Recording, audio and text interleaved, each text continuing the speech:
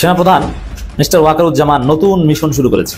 নতুন লোকজনকে মাঠে নামিয়ে দিয়েছে ওয়াকার। যদি কেউ অপরাধ করে থাকে সেটার জন্য কোনো ছাড় হবে না। দর্শক দেখেন, সেনাপ্রধান হাটলাইনে গিয়ে নতুন অনেক সৈন্য রাজপথে নামিয়েছে। এদিকে আজ রাতে সেনাপ্রধান আবারও হার্ডলাইনে গিয়ে নতুন ঘোষণা দেন। ডক্টর ইউনূস ইতালি থেকে দেশে ফেরার পরই তুপের মুখে পড়ে পদত্যাগ নিয়ে নতুন সিদ্ধান্ত নেন। দেশে এই মুহূর্তে চাঞ্চল্যকর পরিস্থিতি। বিদায় ঘণ্টা কি তাহলে বেজে গেল? অন্তর্বর্তী সরকারের প্রধান উপদেষ্টা এই পরিস্থিতি দেখে আমার কাছে মনে হচ্ছে যে ঘণ্টাটা বোধ হয় বিদায়ের ঘণ্টায় বাঁচতে পারে। এই ছবিটা কিসের ইঙ্গিত দেয়? আপনি কি বলেন? আমি যতটুকু বুঝতে পারি যে এই ছবিটা বিদায় ঘণ্টারই ইঙ্গিত। বাংলাদেশে যে কোনো সময় জারি হতে পারে জরুরি অবস্থা, তেমনটাই আশঙ্কা করা হচ্ছে। আজকে তেমনই একটি রিপোর্ট অলরেডি আমাদের হাতে চলে আসছে। রিপোর্টটা আমি আপনাদেরকে পড়ে শোনাচ্ছি। বাংলাদেশে আবার সেনা অভ্যুত্থান। একই সময় ঢাকায় সেনাপ্রধান জেনারেল ওয়াকারুজ্জামান দিলেন এক ঝড়ো তোলা বার্তা। সেনাবাহিনী বেঁচে থাকতে দেশের উপদেষ্টারা পালাতে পারবে না। যারা রাষ্ট্রদ্রোহ, দুর্নীতি বা মানবাধিকার লঙ্ঘনের দায় অভিযুক্ত তাদের দেশ ছাড়ার কোনো সুযোগ নেই। আমি এখনো ঠিক বুঝতে পারছি না যে তিনি কেন ইটালিতে গিয়েছিলেন। সেখানে তো বিশ্বের কোনো সরকার প্রধান যাননি। এতগুলো আর্মি জেনারেলদেরকে একসাথে ওয়ারেন্ট জারি করা এবং সেটা হলো মৌলিক কাজটা হলো তারা এখন আর্মিকে ধ্বংস করবে এবং সেটার নিশ্চয়ই আমাদের সর্বশেষ পরিস্থিতিতে এমনও হতে পারে। শিক্ষকদের উপরে ব্যাপক লাঠিচার্জ করছে, লাঠি পেটা করছে ডক্টর ইউনূসের পেটোয়া পুলিশ বাহিনী। এই পেটোয়া পুলিশ বাহিনী শিক্ষকদেরকে টেনে হিচড়ে তাদের পরনের পোশাক পর্যন্ত ছিঁড়ে ফেলেছে। একদিকে শিক্ষকদের আন্দোলনে সারা দেশ তুলপার, অন্যদিকে আজ আবারও সেনাপ্রধান হার্ডলাইনে গিয়ে নতুন একটি পদক্ষেপ নেন এবং তার পদক্ষেপটিতে দেশে নতুন অনেক ঘটনা ঘটে। আপনারা তো জানেন ডক্টর ইউনূস ইতালি রয়েছিলেন এবং তিনি আজকে দেশে ফিরেন। দেশে ফেরার পর তাকে অনেক বিপদের সম্মুখীন হতে হয় এবং নতুন অনেক পরিস্থিতির মুখে পড়তে হয়। এখন আমরা কি দেখতে পাচ্ছি? সেনাপ্রধানের এই সিদ্ধান্তে দেশে নতুন অনেক ঘটনা ঘটতেছে এবং আজ রাতে অনেক কিছু হচ্ছে। আপনারা সম্পূর্ণ ভিডিও দেখবেন, দেশের সকল আপডেট নিউজের মধ্যে কি হচ্ছে দেশে এবং এই বিষয়গুলোকে কেন্দ্র করে কি কি তথ্য আমাদের কাছে আসে সবকিছু দেখাবো এই একটি ভিডিওতে। সেনাপ্রধান মিস্টার ওয়াকারুজ্জামান নতুন মিশন শুরু করেছে। এ বিষয়ে আমরা জাতিকে সতর্ক করছি। দর্শক নিজে জানুন এবং সবাইকে শেয়ার করে সতর্ক হওয়ার সুযোগ করে দেন। নতুন ধান্দা, নতুন ষড়যন্ত্র, নতুন লোকজনকে মাঠে নামিয়ে দিয়েছে ওয়াকার। না, আমি যে কথাটা বলি, ওয়াকার হোক আর ইউনূস হোক, উই ডোন্ট কেয়ার এনিবডি। জনগণের উপর বড় কোনো শক্তি নেই। জনগণের চাপ এই সরকারকে সঠিক পথে রাখবে। জনগণের চাপ ওয়াকারকে ষড়যন্ত্র থেকে দূরে রাখবে। এই জন্য জনগণের চাপই হচ্ছে আমাদের কাছে চূড়ান্ত। অতএব জনগণ সোচ্চার হন, সব সমস্যার সমাধান। এই সরকারের মূল ভিত্তি হচ্ছে জনগণের শক্তি, নইলে ইন্ডিয়া এই সরকারকে এতদিন খেয়ে ফেলত এবং হাসিনাকে কোনো রাজনৈতিক দল, কোনো কৌশল, কোনো ডিপ্লোমেসি, কোনো আমেরিকা কেউ কিচ্ছু করতে পারেনি। হাসিনার যা ঘটার ঘটেছে জনগণের চাপে। তো দর্শক, যেহেতু জনগণ সতর্ক, ওয়াকার কিছু করতে পারবে না, তবে আমাদেরকে সোচ্চার থাকতে হবে। কি নতুন মিশন কি?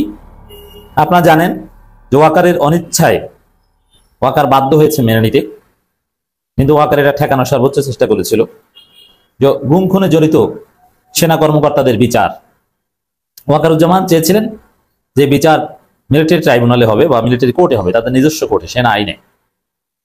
কিন্তু ইউনূস সরকার বা বাংলাদেশের যে আইন, আইসিটি সংশোধিত আইন অনুযায়ী মানবতা বিরোধী অপরাধের বিচার আইসিটি ট্রাইব্যুনালই হতে হবে। বাংলাদেশের নাগরিক হতে হলে বাংলাদেশ সরকারের কাছ থেকে বাংলাদেশের জনগণের ট্যাক্সের টাকায় বেতন নিয়ে আপনি সেনা অফিসার হতে হলে আপনাকে বাংলাদেশ সরকারের আইন, আইসিটি আইন মানতে হবে। আপনাকে বেতন দেয় কি? আপনি সেনা অফিসার, আপনি ব্রিগেডিয়ার জেনারেল, আপনি লেফটেন্যান্ট জেনারেল, আপনি কর্নেল, আপনাকে বেতন দেয় কি? বাংলাদেশের জনগণ। কার আন্ডারে? আপনি বাংলাদেশ সরকারের আন্ডারে। তাহলে আপনি সরকারের আইন মানবেন না? আপনি কি আলাদা এলিয়েন? বেতন কি লাউহে মাহফুজ থেকে আসে? অতএব যেখানে আইন, মানবতা বিরোধী অপরাধের যে কোনো বিচার এই ট্রাইব্যুনালে হবে, সেখানে অন্য প্রশ্ন উত্থাপন করার কোনো সুযোগ নেই। কিন্তু চেষ্টা করেছিল, কিন্তু ওয়াকার পারেনি। আপনারা জানেন যে শেষ পর্যন্ত অ্যারেস্ট ওয়ারেন্টও জারি হয়েছে এবং গ্রেপ্তারও হয়েছে, সেনা হেফাজতেও আছে। কিন্তু এর মধ্যে আরেক ঘটনা ঘটিয়েছে তারা, যে না, প্রচলিত যে কনভেনশনাল জেল কাশিমপুর কিংবা কেরানীগঞ্জ, এইসব জায়গায় তাদের রাখা হবে না, তাদের রাখা হবে 5 স্টার মানের আলাদা একটা বিল্ডিং এ, ক্যান্টনমেন্টের ভিতরে। সরকারের মাধ্যমে এটা তারা অলরেডি বাস্তবায়ন করেছে। কিন্তু না, জনগণ এটাও মানে না। এর বিরুদ্ধেও নানা শ্রেণী পেশার মানুষ যে উদ্বেগ এবং যে প্রতিবাদ জানিয়েছে, তাতে এটাও সম্ভব হবে না। এবং আর ট্রাইব্যুনালের চিফ প্রসিকিউটর যেটা জানিয়েছেন এটা কোর্ট সিদ্ধান্ত নেবে, এর মানে ওটা হয়তো থাকতে পারবে না। আরো নানান মহল থেকে এই বিষয়ে আপত্তি জানানো হয়েছে। এরই মধ্যে আর একটা ঘটনা, অভিযুক্ত সেনা কর্মকর্তাদের সেনা আইনে বিচার দাবি। এটা হচ্ছে ওয়াকারের একটা নতুন মিশন। সেনা আইনে বিচার দাবি, ওয়াকারের কিছু লেসপেন্সারকে নামিয়ে দিয়েছেন, তারা সেনা আইনে বিচারে দাবি করছে। মাহমুবাইরের আবদার সেনা আইনে বিচার হবে। আইসিটির উপরে কিছু আছে, দেশের সর্বোচ্চ আদালত আপনারা মানবেন না। আইসিটি কিন্তু হাইকোর্টের মর্যাদার। আইসিটির যিনি চিফ প্রসিকিউটর তার মর্যাদা হচ্ছে অ্যাটর্নি জেনারেল। আজকে যারা সংবাদ সম্মেলন করেছে তারা কোন দেশের নাগরিক? আপনি দেশের আইন মানবেন না, সেনা আইনকে এলেন কেন? সেনা আইনে বিচার হবে। আর মানবতা বিরোধী অপরাধীদের বিচারের জন্য কোনো আইন সেনা আইনে নাই। কিছু তাদের ইনডিসিপ্লিন প্লাস কিছু অপরাধের বিচারের ব্যবস্থা আছে। এই মানবতা বিরোধী অপরাধ যেটা এই দেশের নাগরিকদের সিভিলিয়ানদের উপর হয়েছে, যেটা কোনো সেনাবাহিনীর উপর হয়নি, এই অপরাধের বিচারের জন্য সেনা আইনে বিচার করা। আচ্ছা, এখানে একটা বিষয় সহজভাবে বুঝেন, সেনা আইনে যে বিচারে দাবি করা হচ্ছে কেন ভাই? আপনার যদি বিচার চানই, আপনার যদি বিচারের পক্ষেই থাকেন, ডক্টর ইউনূস, তার অন্তর্বর্তীকালীন সরকার এবং বাংলাদেশের বিশেষ কিছু রাজনৈতিক মহল বা রাজনৈতিক দল এরা সংঘবদ্ধভাবে রাষ্ট্র বিধ্বংসী বিভিন্ন ষড়যন্ত্রের খেলায় মেতে উঠেছে। বর্তমান রাজনৈতিক সিচুয়েশন, সরকারের অ্যাক্টিভিটি, সেই বিশেষ রাজনৈতিক মহলের অ্যাক্টিভিটি দেখলে তাই মনে হয়। তো তারা যে সংঘবদ্ধভাবে রাষ্ট্র বিধ্বংসী সেই ষড়যন্ত্রের খেলায় মেতে উঠেছে, এখানে তাদের একমাত্র পথের কাঁটা হয়ে দাঁড়িয়েছে বাংলাদেশ সেনাবাহিনী, বিশেষ করে সেনা প্রধান জেনারেল ওয়াকারুজ্জামান।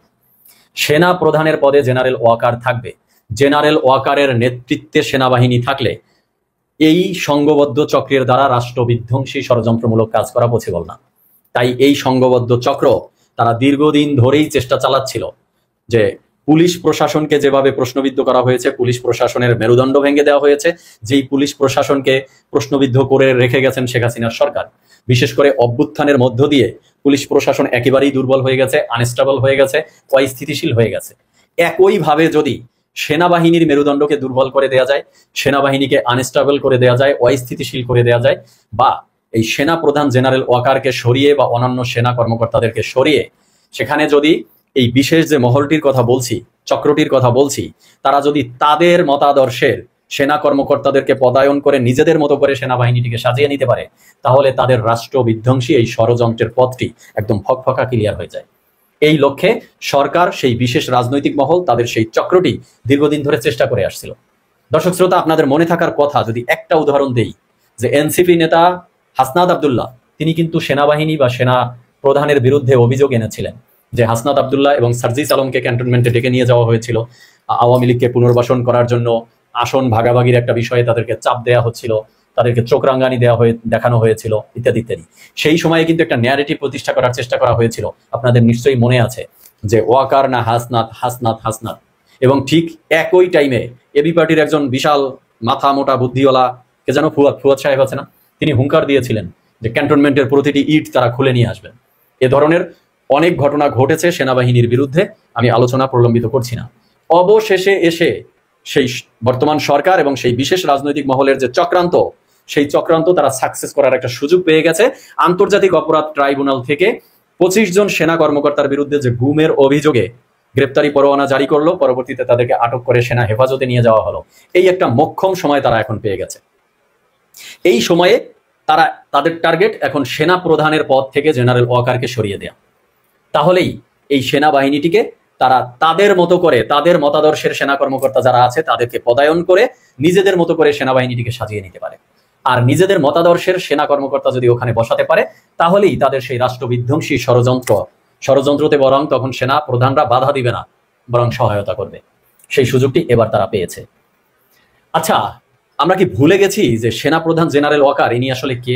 ইনি তো সেই সেনা প্রধান জেনারেল ওয়াকার যিনি 24-এর অভ্যুত্থানের 5ই অগস্টের দিনে তৎকালীন প্রধানমন্ত্রী শেখ হাসিনা বা শেখ হাসিনার সরকারের যে কঠোর নির্দেশনা ছিল, ওয়ার্ডার ছিল, যে অ্যাট এনি কস্ট আন্দোলন প্রতিহত করতে হবে, প্রয়োজনে গুলি চালাতে হবে, তাদের সরকারকে টিকিয়ে রাখতে হবে। তো সেই কঠোর নির্দেশনা বা সেই ওয়ার্ডার ভঙ্গ করেছিলেন, ভঙ্গ করে জনগণের কাতারে এসে দাঁড়িয়েছিলেন এই জেনারেল ওয়াকার সেনা প্রধান। তিনি তখন আন্দোলনকারীদের পক্ষে বা সাধারণ জনগণের পক্ষে রায় দিয়েছিলেন, তিনি জনগণের বুকে গুলি চালাননি। অর্থাৎ এই সেনাপ্রধান জেনারেল ওয়াকার জনগণের সেনাপ্রধান।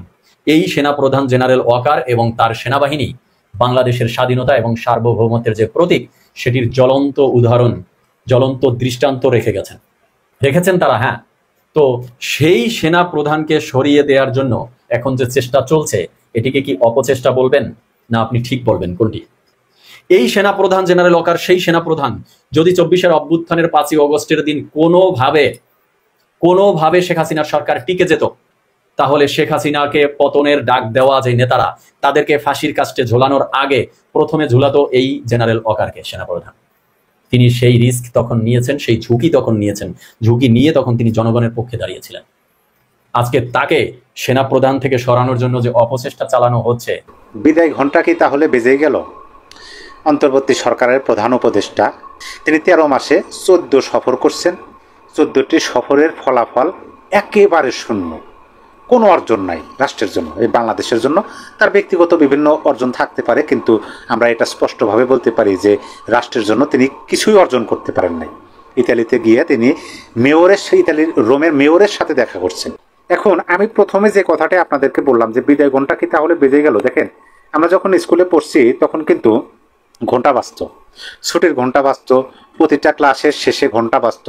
এখন আমার কাছে মনে হইতেছে যে বাংলাদেশের রাজনীতির যে প্রেক্ষাপট, বাংলাদেশের যে রাজনীতির বর্তমান পরিস্থিতি, প্রধান উপদেষ্টার অনুপস্থিতিতে এই পরিস্থিতি দেখে আমার কাছে মনে হচ্ছে যে ঘণ্টাটা বোধ হয় বিদায়ের ঘণ্টায় বাজতে পারে। একটা ছবি ফেসবুকে রীতিমতো ভাইরাল হয়ে গেছে এবং অনেকে অনেকভাবে শেয়ার করতেছে, মেসেঞ্জার, ইমো, হোয়াটসঅ্যাপ সহ মানে যতগুলো মাধ্যম আছে, সামাজিক যোগাযোগ মাধ্যম, সকল জায়গাতে এই ছবিটা শেয়ার হচ্ছে। আপনারা দেখতে পাচ্ছেন এই ছবিটা কিসের ইঙ্গিত দেয়? আপনি কি বলেন? আমি যতটুকু বুঝতে পারি যে এই ছবিটা বিদায় ঘণ্টারই ইঙ্গিত দেয়। জানি না ছবিটা এআই জেনারেট কিনা, ছবিটা সত্য কিনা নাকি বানানো। যদি সত্য হয় তাহলে এই ছবিটা অনেক কথা বলে, যে কথাগুলো বলতে হয় না, আপনারা বুঝে নিতে পারবেন। দেখেন, ইতালি সফর, শিক্ষকদের আন্দোলন, সেনাবাহিনীর বিষয়ে ওটা বললাম, আওয়ামী লীগ চোখ, এই বিষয়গুলো আপনি একটু নিরপেক্ষভাবে একজন সাধারণ মানুষ হিসেবে তাকিয়ে দেখেন পরিস্থিতি কোন দিকে যাচ্ছে। অনেকে তো এই কথাটা বলতেছেন যে প্রধান উপদেষ্টা অধ্যাপক ইউনূস সাহেব তিনি তো ইতালিতে গেছেন এতদিনের সফরে গ্রামীণ ব্যাংকের কর্মকর্তাদের নিয়ে, তিনি আদৌ দেশে ফিরবেন কিনা বা ফিরতে পারবেন কিনা, এরকম শঙ্কাও অনেকে করতেছে। তার ফিরে আসা নিয়েও শঙ্কা আছে।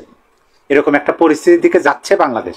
হয়তো আমরা অনেকে এখন বুঝতে পারতেছি না, এটা স্বাভাবিক বিষয়, এই সরকার ক্ষমতা নেওয়ার পরে তো এরকম অনেক আন্দোলন হয়েছে, কিন্তু সমস্যা নাই, সবকিছু ঠিক হয়ে যাবে।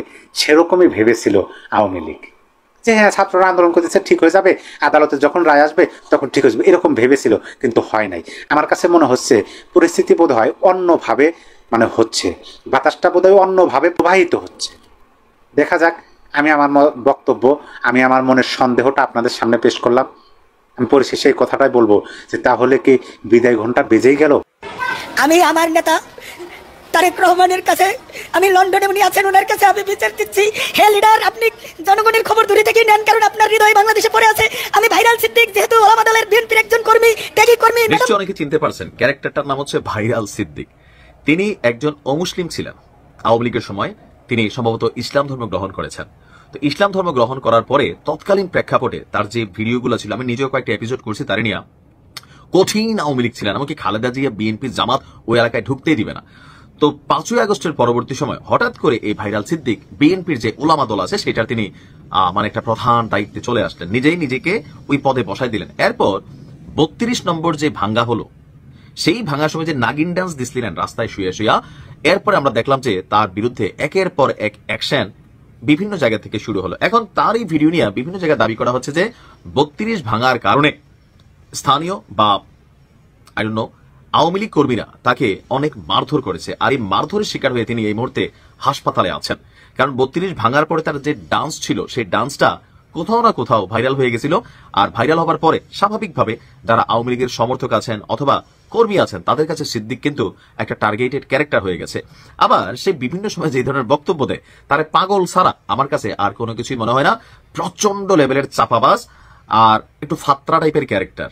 আমি জানি না যে বিএনপিতে আসলে তার কোনো পদ পদবী দলীয় অবস্থান আছে কিনা। তো তারেক রহমানের কাছে এই যে সে আহ্বান জানাইছে, এই আহ্বানটাও এটা হচ্ছে তার একটা কৌশলী চাল। বেসিক্যালি 5ই আগস্টের আগে পরে এমন অনেক সিদ্দিক আছে যারা বিভিন্নভাবে বিভিন্ন স্রোতের। আপনারা তো দেখলেন এখানে কি কথা হচ্ছে, অনেকেই অনেক কথা বলতেছে, অনেকে আলোচনা করতেছে, অনেকে সমালোচনা করতেছে দেশের অবস্থা এবং পরিস্থিতি নিয়ে। বিশেষ করে এখানে দেশের রাজনৈতিক পরিস্থিতি নিয়ে অনেক আলোচনা সমালোচনা হয়েছে, সবাই সবার মন্তব্য প্রকাশ করেছে। তাদের মন্তব্যগুলো দেখে কিন্তু আমরা অনেক কিছু ধারণা করতে পেরেছি যে দেশে বর্তমানে কি হচ্ছে। দর্শক শ্রোতা, এই নিউজগুলো দেখে, এখানে যে আপনাদেরকে বক্তব্যগুলো দেখিয়েছি, এইগুলো দেখে আপনাদের কি মনে হচ্ছে? আপনাদের মন্তব্যটা আপনারা অবশ্যই আমাদের কমেন্ট বক্সে লিখে যাবেন। আর হ্যাঁ, তখন আপনাদেরকে আমরা যা কিছু দেখিয়েছি সব কিছু আমরা সোশ্যাল মিডিয়া থেকে সংগ্রহ করছি, তারপরে আপনাদের সামনে প্রকাশ করেছি। এখানে আমাদের নিজস্ব কোনো মন্তব্য নেই বা আমাদের নিজস্ব কোনো সিদ্ধান্ত নেই। সর্বশেষ আপনাদের কাছে আমাদের একটা রিকোয়েস্ট থাকবে, আপনারা আমাদের চ্যানেলের দর্শক হয়ে থাকলে চ্যানেলটি সাবস্ক্রাইব করবেন এবং পাশে থাকা বেল বাটনটি বাজাবেন যাতে করে নেক্সট ভিডিওটা সবার আগে আপনাদের কাছে পৌঁছে যায়। ধন্যবাদ।